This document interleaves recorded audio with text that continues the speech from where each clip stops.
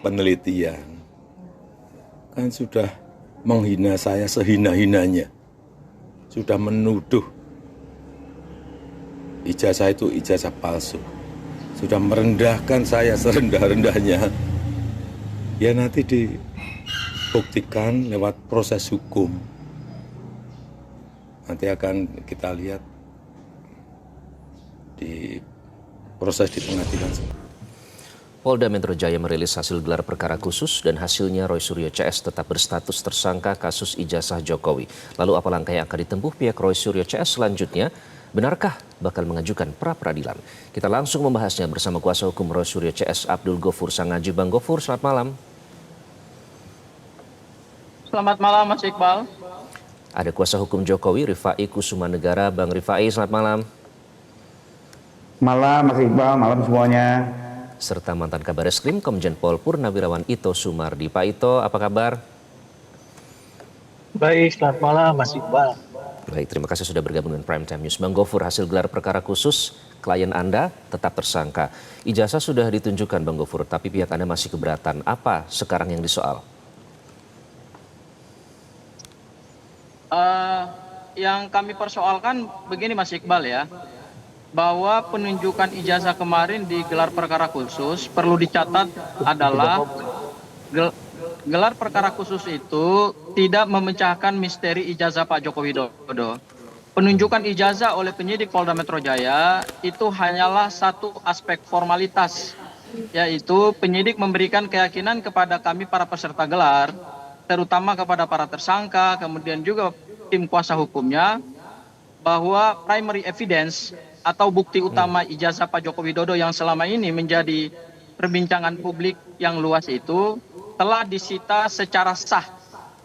Telah disita secara sah berdasarkan pasal 39 KUHP, dan saat ini barang bukti tersebut berada di kekuasaan penyidik Polda Metro Jaya. Jadi itu dari aspek formalitas. Dari aspek material terhadap ijazah tersebut memang belum ada proses pembuktian apapun. Jadi dengan ditunjukkan kemarin dalam proses gelar perkara, secara hukum pembuktian, itu ijazah tersebut belum memiliki nilai hukum pembuktian apapun. Apakah ini asli ataukah palsu. Oleh karena itu, kami tentu melihat gelar perkara khusus kemarin itu barulah satu langkah awal untuk membuka kotak Pandora ijazah Pak Joko Widodo. Jadi tentu perjalanan ini kan masih cukup panjang ya Mas Iqbal ya.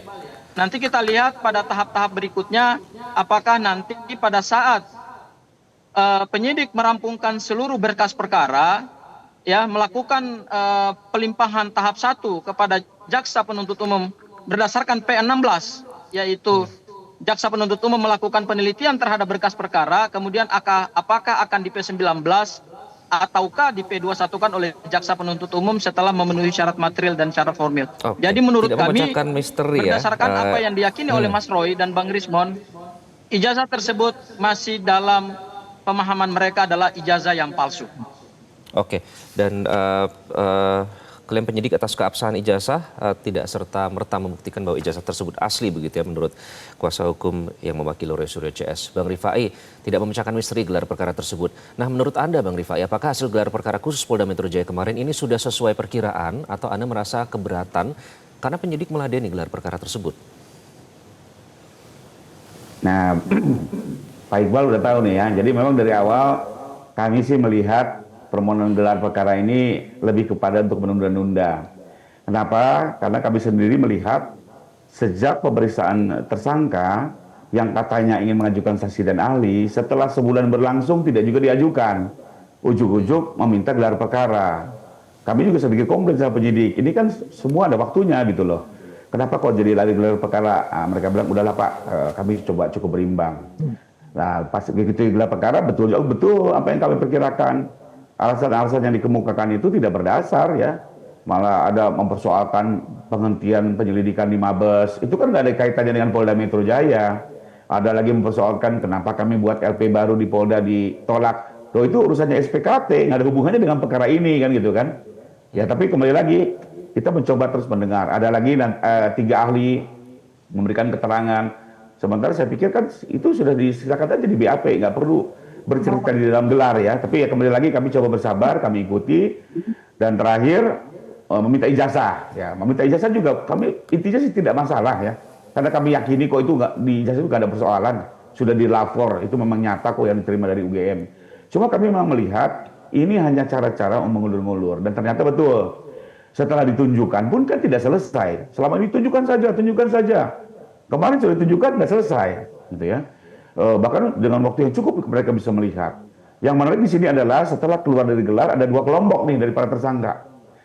Ada yang mengakui betul ijazah itu fisiknya real ada, embossnya ada, watermarknya ada, garis merah di jas ada terlihat, gitu ya. Nah, ini kelompok yang menurut saya fair lah paling enggak. Tapi ada juga kelompok yang lain bilang saya nggak lihat tuh, gitu ya. Jadi saya lihat ini kok kayak main-main gitu ya, sama-sama melihat bisa ada 2 pendapat 2 kelompok gitu ya keluar. Tapi ya kami nggak apa-apa lah, kami ikuti saja. Oke, Bang Rifai. Tapi apapun itu, maksud saya kita jangan ikut terus genderang yang ditabuh para tersangka. Kita juga punya koridor hukum, ikuti prosesnya. Setelah gelar ini apa? Ya sudah, mereka ajukan saksi dan ahli, segera periksa. Setelah itu apa? Limpah tahap 1 yang seperti tadi Bang Sangaji sampaikan. Karena apa? Harus ada progres, harus ada kepastian.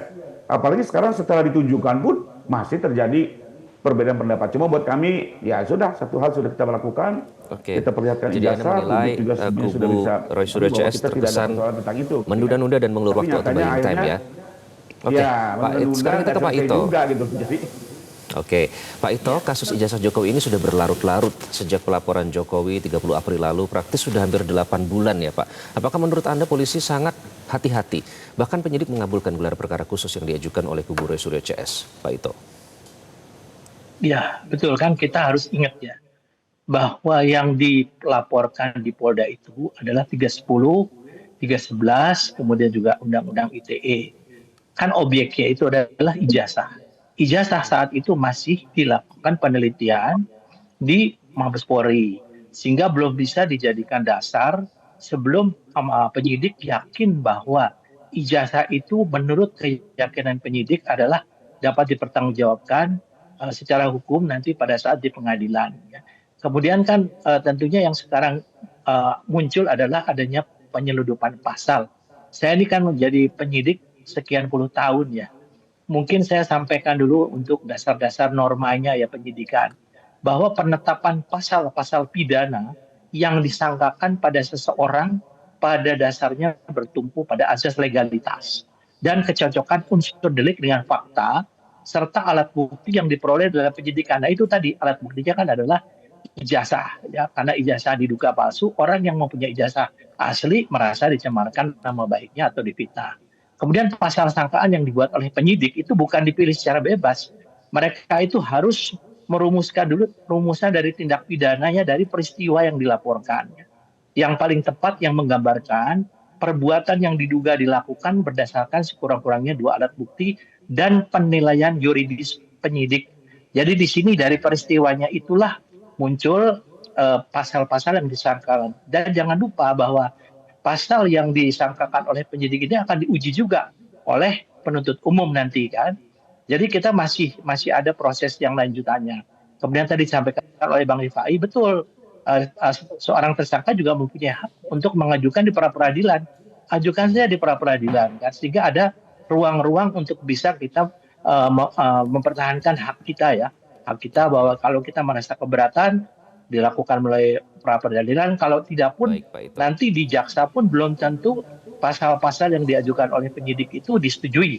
Demikian pula nanti pada saat proses pengadilan, saya kira memang ujungnya di proses pengadilan apakah nanti hakim merasa yakin bahwa ijazah yang selama ini oleh penyidik dijadikan dasar atau objek untuk tuntutan 310, 311 maupun Undang-Undang ITE ini memenuhi syarat atau tidak. Kan penyidik sudah meminta keterangan dari UGM, keterangan daripada semua teman-teman Pak Jokowi, kemudian juga dari proses untuk mendapatkan ijazah.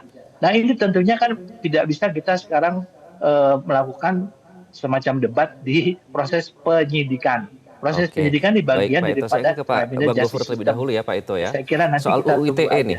Ya, Kebetulan Anda menyebutkan soal UU ITE, Pak Ito. Bang Gofur, apa keberatan Anda dengan pasal 32 dan 35 ini dinyatakan oleh kolega dan Mas Roy Suryo juga?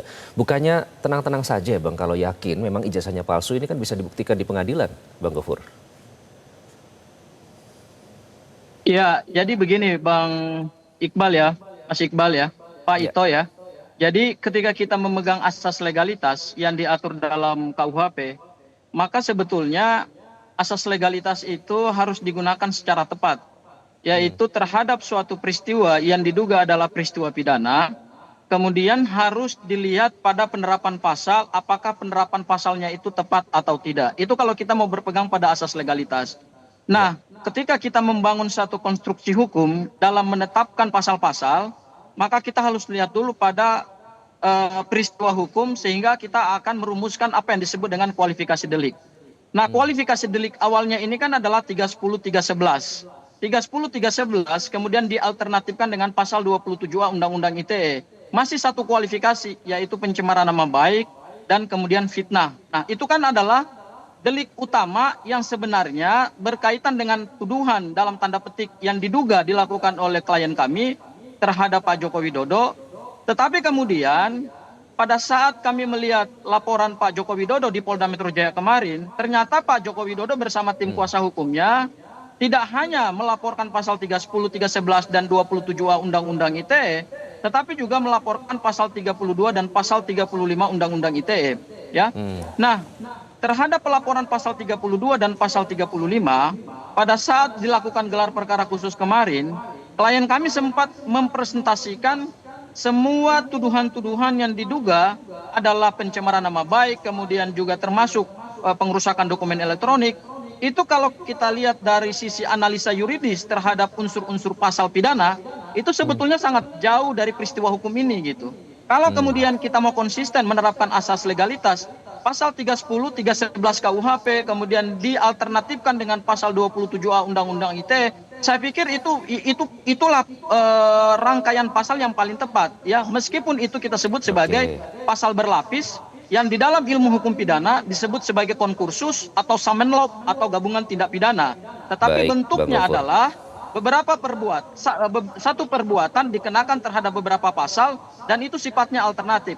Nah, ketika dikenakan pasal 32 dan 35, menurut kami inilah yang kemudian menjadi sesuatu yang sangat tidak tepat secara analisa yuridis dan kemudian penerapan pasal-pasal. Karena 32 35 itu sebetulnya kalau kita mau bicara penerapan pasalnya, seharusnya Dian Sandilah yang ditetapkan sebagai tersangka. Bukan Mas Roy, Baik, bukan Bang Bang Gofur. Rismon, Yang pertama dan kemudian mengupload Dr. begitu Diva ya, jadi dikenakan tidak dengan tepat pasal jika pasal 32 itu 35. disangkakan kepada Roy Suryo CS ya.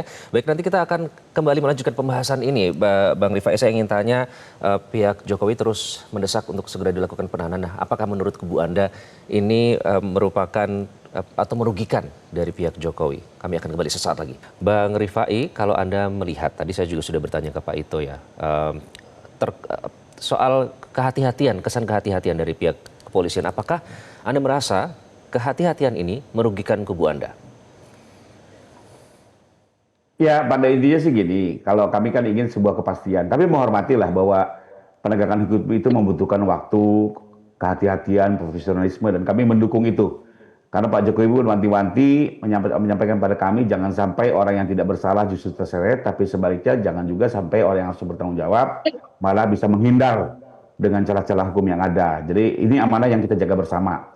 Cuma memang kami kecewa gelar kemarin ternyata juga tidak ada hal yang substansial. Apalagi sebulan lebih saksi dan ahli juga tidak dihadirkan. Nah, saya mau menanggapi sedikit terkait dengan pasal 32 dan 35 yang baru saja diangkat. Ini sebenarnya sesuatu yang sudah lama diketahui umum, di publik, di media bisa di googling gitu ya. Sejak kami melaporkan 30 April kami sudah menyatakan 32 35 itu kami yang masukkan kok gitu loh. Kok baru sekarang seolah-olah kaget gitu ya. Jadi saya pikir ini isu baru yang dibuat-buat gitu ya. Nah, kenapa? Karena begini, memang kita ketahui bersama ya, Pak Roy Suryo CS itu waktu melakukan pencemaran sejak 22 Januari hingga 30 April, diantaranya mereka menggunakan atraksi IT di sejumlah media dengan aplikasi-aplikasi tertentu sampai bilang bahwa misalnya tanda tangan rektor diduga palsu. Dia lakukan aplikasi itu. Lalu ada lagi bilang bahwa ini fotonya foto Dulmatno, ijazah Dulmatno bukan Pak Jokowi. Dan mereka melakukan alat bantu IT seolah-olah alat bantu itu sah, ya. Seolah-olah apa yang dilakukan itu adalah betul-betul merupakan apa namanya atribut IT yang dibenarkan secara digital forensik. Nah, itu yang kami ingin didalami karena Pak Jokowi juga bilang masyarakat mungkin kalau hanya sekedar bicara-bicara ijazah palsu mungkin nggak percaya. Tapi pada saat dilakukan atraksi IT banyak yang percaya dan Pak Jokowi bilang ini kemajuan teknologi jangan pernah disalahgunakan. Coba didalami karena saya yakin betul ijazah ini saya terima dari UGM ini asli. Kok bisa sebuah aplikasi menyatakan ini menjadi palsu? Nah, karena itu kami konsultasikan pada saat membuat laporan dan ternyata ada 2 pasal yang mengakomodir itu, 32 dan 35. Itu pun juga prasangka kan, artinya silakan diperiksa dalam lidik, dalam penyidikan, kalau ternyata tidak terbukti ya gugurkan saja pasalnya kan begitu. Sejak awal tapi sudah ternyata ada kita hormati hasil penyidikan, setelah memeriksa 22 ahli, penyidik makin firm bahwa terjadi persangkaan 32 dan 35. Ini pun masih belum vonis ya, masih jauh, masih bersifat persangkaan. Nah, bahwasanya pasal ini menurut saya memang jejak gitu loh, ada alat buktinya. Kenapa harus dikomplain? Kalau memang nanti tidak terbukti kan silakan ke persidangan saja gitu ya. Baik, Seperti contoh kita nih. coba tanya Bang Gofur lebih dahulu. Saya ingin minta tanggapannya. Bang Gofur, bukankah sejak awal pelaporan Jokowi itu memang tidak hanya fitnah dan pencemaran nama baik, tapi juga ada jeratan Undang-Undang ITE pasal 32 dan 35 itu tadi? Ya, jadi gini Mas Iqbal ya. Memang pasal 32 35 ini kami baru ketahui kemarin pada saat gelar perkara khusus sesi kedua, di mana Mas Roy dan Bang Rismon meminta supaya LP Pak Joko Widodo bisa diakses, kemudian dibukalah oleh penyidik. Disitulah kami baru tahu bahwa masuk pasal 32 dan 35. Kenapa? Karena dari awal Pak Joko Widodo hanya selalu mengatakan ya bahwa saya tidak melaporkan pasal, saya tidak melaporkan orang, tapi saya hanya melaporkan peristiwa yang diduga itu adalah peristiwa pidana. Itu clear, selalu pernyataan Pak Joko Widodo adalah seperti itu. Nah, kemudian kemarin pada saat gelar perkara khusus kami baru tahu bahwa pasal 32 35 ini ternyata berdasarkan LP dari Pak Joko Widodo. Kami kira awalnya itu LP-nya dari Lecumanan atau dari Samuel Sueken atau dari satu lagi Andi Kurniawan ya, karena ada 3 pelapor bergabung dengan Pak Joko Widodo sehingga jadi 4 laporan kepolisian. Nah, untuk pasal 32 dan 35 sebenarnya menurut saya penyidik tidak menerapkan analisa yuridis secara tepat. Karena kenapa? Unsur pasal 32 dan 35 itu kan adalah pengerusakan dokumen elektronik. Itu yang harus digarisbawahi. Bahwa dokumen yang diunggah oleh Dian Sandi, awalnya kan beliau mengatakan ini adalah ijazah asli Pak Joko Widodo. Kemudian dari ijazah tersebut kemudian dianalisa. Tidak pernah dokumen digital itu dirusak, diubah, atau kemudian ditransmisikan, atau kemudian seolah-olah itu adalah benar menjadi palsu menjadi benar. Tidak seperti itu. Dari satu fakta hukum yang kemudian dipresentasikan oleh para tersangka kemarin, terutama adalah RRT, Rismon, kemudian Mas Roy dan Dr. Tifa, sebenarnya mereka dengan lugas mengatakan bahwa kami tidak pernah mengubah dokumen elektronik. Justru yang mengklaim itu dokumen asli itu kan adalah Dian Sandi. Itu hal yang pertama. Hal yang kedua, pada saat gelar perkara khusus kemarin, kami juga mendatangkan 2 ahli, ya. Nah, dari keterangan 2 ahli itu juga confirm bahwa tidak ada unsur pengerusakan dokumen elektronik sebagaimana unsur delik yang diatur dalam pasal 32 dan pasal 35. Meskipun penyidik menyandarkan penetapan tersangka pasal 32 dan 35 itu berdasarkan ahli-ahli yang mereka periksa, saya pikir ahli itu kan tidak selalu bisa melakukan analisa secara objektif dan secara presisi. Oleh karena itu, kami meminta kepada Polda Metro Jaya dan kemarin dikabulkan juga dalam gelar perkara khusus bahwa demi kepentingan pembelaan dan untuk kepentingan kami pada saat nanti surat dakwaan jaksa penuntut umum, karena kami yakin ini dakwaannya pasti dakwaan kombinasi antara dakwaan alternatif dan juga ada dakwaan kumulatifnya, karena ada pasal 32, pasal 35, 100 kemudian 310, 311 dan 27 Undang-Undang ITE. Nah, kami berterima kasih kepada Polda Metro Jaya dengan adanya saksi ahli atau ahli yang akan kami hadirkan, mudah-mudahan itu bisa memberikan perspektif lain atau perspektif baru dalam rangka ahli kita memberikan pembobotan secara hukum meringankan ya kepada penyidik Polda Metro Jaya. Oke, Pak Ito, jerat pidana ancaman di atas 5 tahun penjara. Sampai sekarang penyidik belum ada melakukan penahanan. Ada upaya pencegahan bepergian ke luar negeri, Pak Ito. Apakah dampaknya apa, Pak Ito?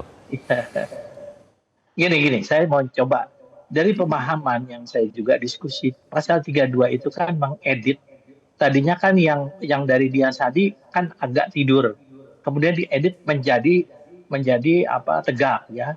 Dan itu kan sudah ada perubahan dari yang didapat dari Dian Sadi mungkin masuk ke pasal 32 IT ya. Kemudian pasal 35 ini kan sudah jelas di sana disebutkan bahwa seolah-olah memanipulasi data bahwa itu seolah-olah itu otentik. Nah, kemudian kan ijazah yang diperiksa oleh Bareskrim itu kan otentik dan identik. Ini mungkin pemahamannya, tapi jangan lupa bahwa ini kan baru pasal yang disangkakan. Nah, kalau menurut saya argumentasi yang disampaikan Bang Sangaji bagus ya. Mungkin lebih bagus lagi kalau itu kita jadikan untuk bahan-bahan pada saat mengajukan pra peradilan. Jadi nanti justru di situ akan jelas pasal-pasal mana yang mungkin bisa dikenakan, dan ini pun di jaksa nanti mereka pun akan menguji. Jadi pasal-pasal mana yang akan disangkakan. Saya kira ini prosesnya untuk ini adalah kita belum bisa mengatakan bahwa ini benar atau ini salah. Karena ini kan baru proses penyidikan ya, mengumpulkan bukti-bukti untuk diajukan ke penuntut umum. Jadi saya kira dua hal itu saja tadi yang disampaikan, argumentasinya bagus ya, mungkin bisa disampaikan kalau kita menempuh pra peradilan. Kemudian kalaupun misalnya itu diteruskan di jaksa pun mereka pasti akan menguji pasal itu. Apakah memang unsur-unsurnya memenuhi atau tidak. Demikian. Oke, baik, kita nantikan ya apakah nanti Mas Roy Suryo CS akan mengajukan pra peradilan. Terima kasih Bang Gofur, Bang Rifai, Pak Ito sudah bergabung dengan Prime Time News. Ya. Jelajahi cara baru mendapatkan informasi. Download Metro TV Extend sekarang.